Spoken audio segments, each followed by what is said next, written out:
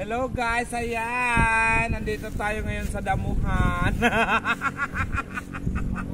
Dahil wala yung may-ari ng baka, ako ang inutusan. Napakainin ko daw muna dito sa damuhan. Tapos itatali ko doon. Kaya dito muna tayo. Sana wag ako itakbo nito, ha? Kasi syempre, Sabado ngayon wala akong trabaho. Dito muna daw ako magtrabaho. Ayan. Huwag kang tatakbo. Huwag kang tatakbo. Hey. Nateka! Ay nako, tumatakbo itong bakang to.